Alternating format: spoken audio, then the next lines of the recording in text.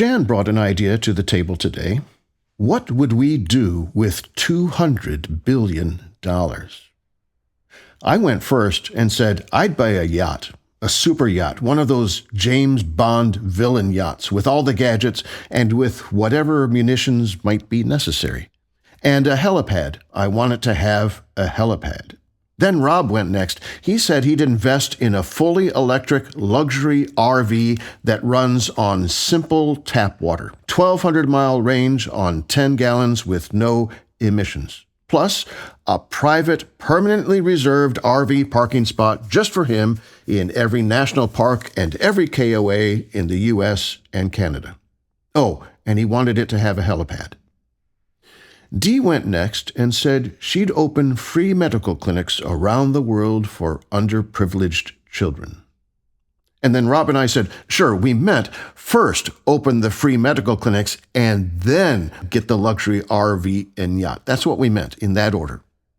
Then Jan said she meant how else could the U.S. spend $200 billion other than attacking Iran. And yes, this would be the perfect time for the Three Amigos theme music, but that costs too much. So here's our opening theme instead.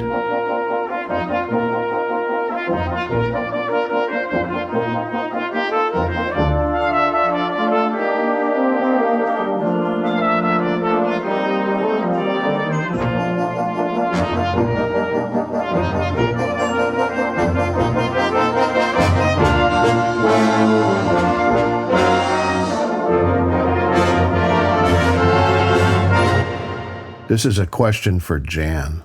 Okay, I'm ready. Franklin High School. 1972.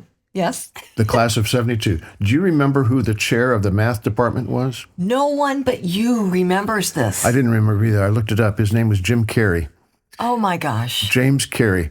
James Carey once said to our math class, if you had $1 billion, let's say here's the deal. I'll give you $1 billion in $1 bills. All you have to do is count it. And he said, there's no way you would be able to do that in a lifetime. So we challenged him on that. If you counted one bill every second, 24 hours a day, it would take you 31 years and some. If you spent 16 hours a day, 47 and a half years, 8 hours a day of doing nothing but every second counting a bill, 95 years, which is incredible. Yeah. So $200 billion, was that Pete Hegseth that wanted that? That was. Okay. Did he lay out why he needed that much? Did he lay out anything? He said that because of Biden, we have given too much to Ukraine and depleted our sources. That is not true. It is not true. So he says that's what they need to invest in this war with Iran. That's not a war. That's a excursion. Is it weaponry? Is it... I don't think they were that specific. No, they want to put in ground troops. And in order to put in ground troops, that's what they need. With all the support of that? Mm-hmm. Okay. I looked up to see what the actual annual budget is, what the 2026 budget was for the Pentagon, and it's $1 trillion. So this would be an additional 20% of that budget that they're asking for. What the Biden administration did was they gave Ukraine outdated or surplus ammunition and arms that they were ready to replace. Yeah. And that was the whole idea of it. Thank you for that memory. I forgot that. We're in an insane time, and I question every day our priorities in this country, but that request hit a nerve because of the quantity of money and what it's going for. What would you do with $200 billion? Just before we get to that, what you're saying is Pete Hegseth was being dishonest. Is that right? No.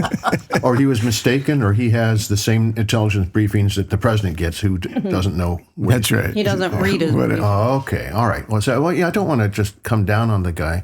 I don't want to take a bad picture of him, is what I'm trying to say. If I want him to look the best all the time, which is why the photographers were banned from taking pictures of his briefings. Hey, did you see the Supreme Court said he can't do that? Can't do what? He can't keep the press out. Oh, is that what, was it Kagan who wrote the I don't know. decision? I saw something about, I think it was Kagan Might be. I don't having remember who it was. written the majority It wasn't. decision. It wasn't the Supreme Court. Sorry, it was a judge. Oh, sorry, it was a judge that said that's unconstitutional. You can't Right. decide what press you have and what you don't. There's this First Amendment problem. Yeah, no, that was Kagan. The Supreme Court did weigh in because I saw Kagan wrote the majority On that? decision, and it had to do with the First Amendment. This was just a federal judge. Okay, well, it that I must heard, have so. gone to. Okay. There's lots of them out there right now. Back to your question, Rob. What could we do with $200 billion? This was such an amazing thing that I have to acknowledge where I got the idea. I listened to a podcast called Pod Save America. These are brilliant guys. They all worked for the Obama administration. Very bright, intuitive people. And they did this analysis of what you could do with $200 billion if you didn't send it to the Pentagon. This is the line I got when I was searching it out. According to various economic and policy think tanks, redirecting that sum could fundamentally reshape American social and physical infrastructure. And then they gave a breakdown of some of the ways it could be spent, which honestly blew my mind because most of us have no idea how much $200 billion really is or how much certain things that the government helps with cost. So here's one. We could end homelessness for $20 billion. So for $200 billion, we could end it for 10 years. That was stunning to me. We could provide universal pre-K, high quality universal pre-K for every 4-year-old. At a cost of $25 billion a year, we could do that for 8 years. I'm picking my favorites right now. We could provide free school lunches for every U.S. student. That's at a cost of $12 billion a year, so we could do that for 16 years. Right now, what do we have in Pasco County with lunches? It's no longer free for everyone. It was last year. We also, when we were at Calusa, they had the blue backpack. And this is where kids would be sent home for the weekend with food because they would not be getting food at home. One side of the spectrum will say that's negligent parenthood. The other side will say these parents are living in their cars and they're still sending their kids to school. Bravo on them. How can we help? And so that was, talking about starving kids. And so they need these things. Well, I remember at my school one year that Jill, who used to organize all this and know the families, she would get these last minute cases for like Thanksgiving because they would put together hampers for the families that needed it. At one point, I was able to reach out to, was it Pasco Salvation Army? I know Monica was there or something because I got Jill connected with them and they were able to partner. But there was a family, the mom was raising the kids, and she worked at a 7-Eleven. And she was going to be working Christmas Day, and she didn't know what she was going to do. And so I went out, I got our team, the special areas team, to put money together, and we were able to put together, go to Publix and order through Publix dinner that all she had to do was pick it up and take it home. And with our team, we were able to get food to help them through the break period. So how much would that cost? For lunches, pre-K? No, I'm sorry. Free school lunches would be $12 billion for all students, $12 billion a year. So then we could do it for 16 years with that $200 billion. Wow. It's a lot. Yeah. A lot that we could do. Going back to when you said the homeless people, it would be enough time and support for those people to get on their feet and be independent. Yeah. You know what I mean? So it's not like they would then, after the 10 years, what are we going to do now? No, that would be the tools they needed to survive. Yeah. Anyway, yeah. This was a good one, too. looking again, impact on education. So the categories that this looks at are housing, healthcare, education, nutrition, environment, family support, and healthcare. I might have already said healthcare because it's on here twice. Sorry. We could provide, at the cost of $15 billion a year, free community college for all students nationwide. So we could do that for 13 years, free across the country. Community college, as we know, is a huge tool for educating many people who can't afford or don't qualify for a four-year institution. It's that basic next step. And, there are countries that do provide that. I liked this one, the most recent debate over whether we were going to continue to provide tax credits for the Affordable Care Act. Thank you. So we could provide those credits for 1 year for $30 billion. So we could lower health care insurance costs for families for over 6 years using that $200 billion. Learning these numbers helped me put that $200 billion in perspective.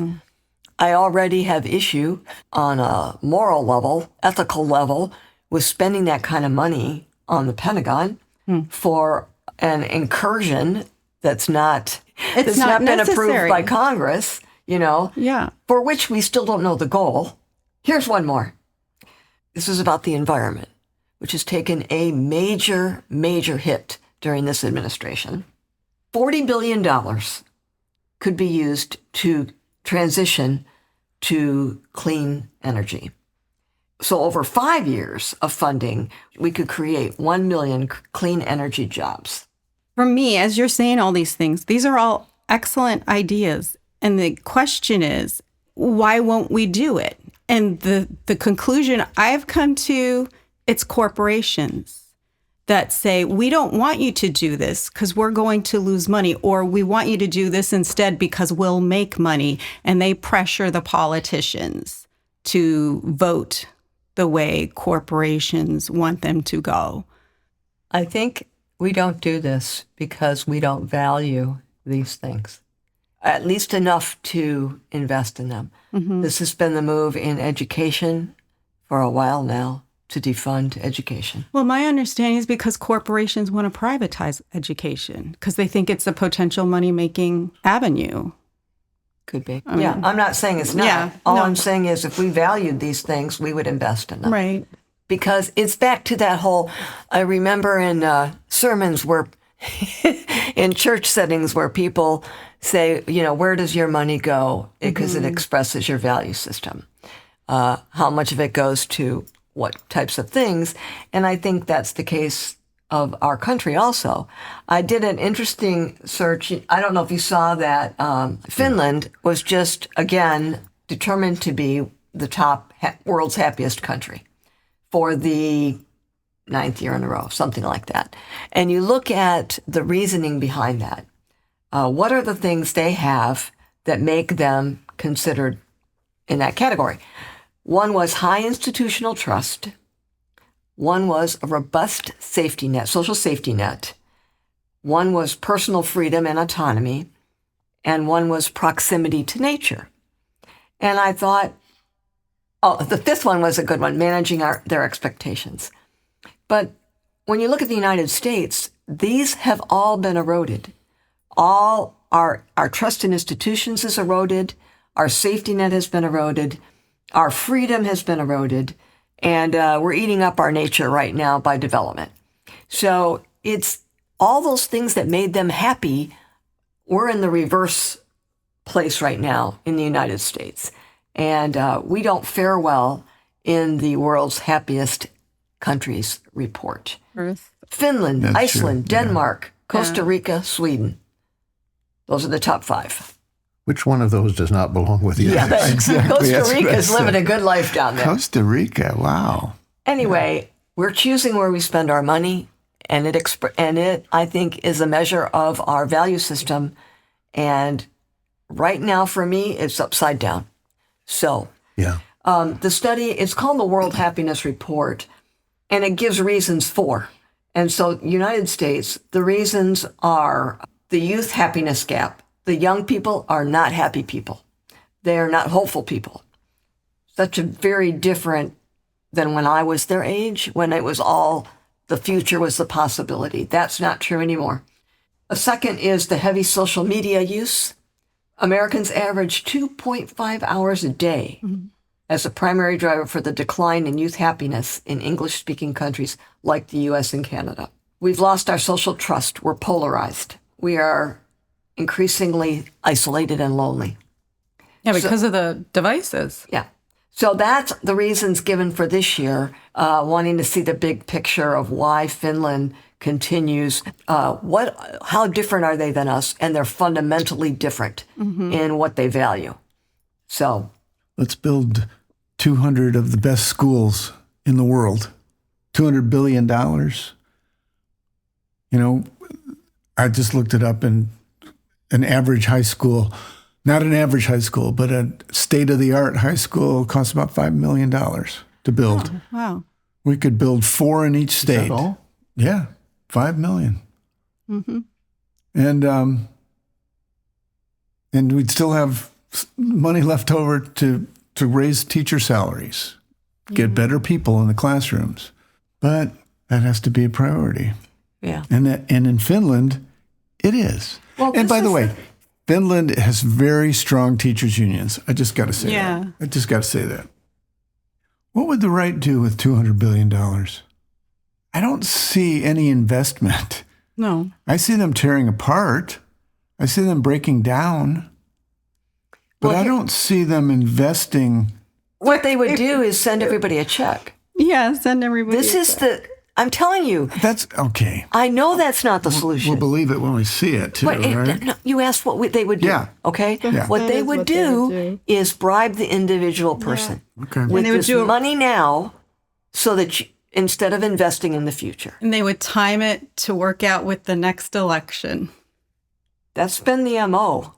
I'll send you a check. Okay. I'm just saying, you presented lots of ways to spend money that could make us stronger as a nation. And I don't hear anything coming from the other side No. about making us stronger nation. No. It's about tearing things down, getting rid of rules and regulations, downsizing everything, and giving more money to the rich. Yeah. I think it's about society's values. What is important right now? What seems to be important to our country, to our society? Because we're talking about money and what could be done with it. And right now, this country or this administration is pushing to put $200 billion into a war that the majority of the country does not want. Well, and I think that what brought me to what I did today with the money was, here's where somebody's asking that we spend a whole lot of money. What else could we do with that money that might be a better investment in our lives here in the United States? And here are all these things that I think would be at least worth looking at for where we could put that money, assuming we had an extra $200 billion, which, by the way, we don't, but that's another problem. Where could we invest this money to make our future and the future of our children? Where could we put that money to make our lives here better? And in the process, raise our happiness index. If the data is correct, We that's are what do very- it, self-focused in the United States to a max.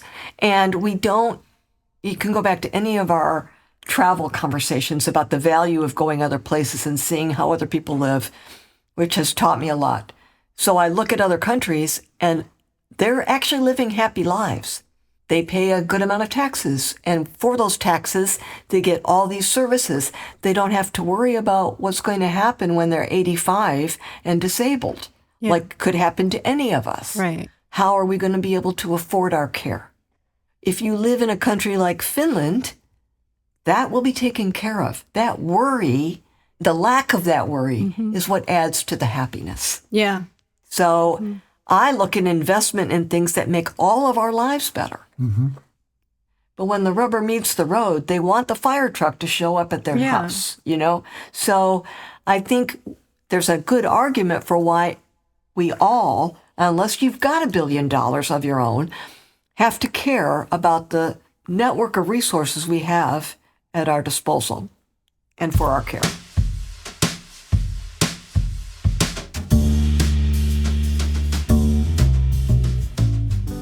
A quick ad here for upcoming episodes. We'll take a closer look at Luke's gospel and how Luke's view of Jesus differs from those other guys. I've read it dozens of times, but I found something I hadn't seen before. Then we sit down with Linda and Bill Himes. We've known Bill since he was a kid at music camp, and Linda since she was a high school student of Rob's dad. Bill is a prolific storyteller, as we all know, but I promise you'll hear tales that even Bill hasn't shared yet. That's for future episodes. For now, let's return to our $200 billion question. So a Jane Goodall question. What gives you hope? I'm looking for the elections this year because I have a feeling that the stranglehold on the Congress will go away. And that gives me some hope that we can have an actual Republican Party again, that we can have conversation with. That's where I'm putting my hope right now, is that these things will change. I have hope in the courts. They have stood against so much of what he's tried, and I just think they're going to prevail in the end. And the Supreme Court has been wishy-washy, but the lower courts, they're stopping him or telling him he can't do it. I don't hold out hope unless the Congress changes. The only hope is an election that changes Congress. Right. And that is right now a tipping point. If the SAVE Act is passed, we're in trouble. Women are in trouble, especially their ability to vote. But they're not the only ones. So, I mean, is that really close enough that could pass? Do you have people in Congress that are going to allow that to pass? Yeah, I can't answer that. Okay. I used to think I know those kind of things. I don't anymore. I mean, this seems like a fringe idea. It's not.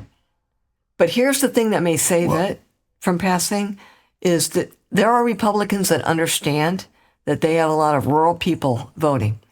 And it'll be people in rural areas that have the hardest time getting the documentation they need to prove that they're citizens. Mm-hmm. So I think there's Republican uncomfortableness about the SAVE Act. Right. I don't know what they're saying out loud, but I think that they recognize they're from areas that could be hurt. Currently, what's ironic is traditionally it's been that Democrats benefited from high voter turnout. Yeah. That's not true anymore. Right. So if something happens to affect voter turnout negatively, which the SAVE Act will do, mm-hmm. it could hurt Republicans. And that may be the card that gets played. I have serious concern about our elections, to be honest. It's one of the things I'm most concerned about. So I'm hoping that what would happen is the fall elections are soon enough that not as much damage can be done before those elections. Right. So that at least the House shifts. Mm-hmm. The Senate may too. Mm-hmm. So there's proposed $200 billion to put towards this Iran war. And what we've decided to do is take a look at this argument. Well, if we don't have money for all of these other issues that are facing us right now, for health care, for clean water, for all of the things that you could say, oh, we don't have money for that, but we have money for this, we're saying, well, what are some of the things that we could use this $200 billion for? Setting aside for the moment, do we have $200 billion that we could do this with? If the answer is we do have $200 billion to put towards this war, then we do have the $200 billion that we need for all these things that we've been told we don't have money for. And so we've outlined some of those things. Just review, it has to do with healthcare, it has to do with child lunches, it has to do with education. All of these things that we could do to invest in our future could be benefited by $200 billion. And so that's been our discussion today, is if we do have the money, then let's put it for things that really are going to affect us as a nation. If we don't have the money, then let's not spend it on the war that has not yet been officially declared or approved. Would that be a clear enough sort of? That's what we're saying. Very good. Yeah. In other words, all that is needed in a country like ours, with resources like ours, is good people who will prioritize those efforts that directly benefit everyone. How great would that be? And yes, Dee, we would have enough to provide those free medical clinics for children and make sure each one has a helipad for emergencies. Thank you for joining us today as we've been making our way. Until next time.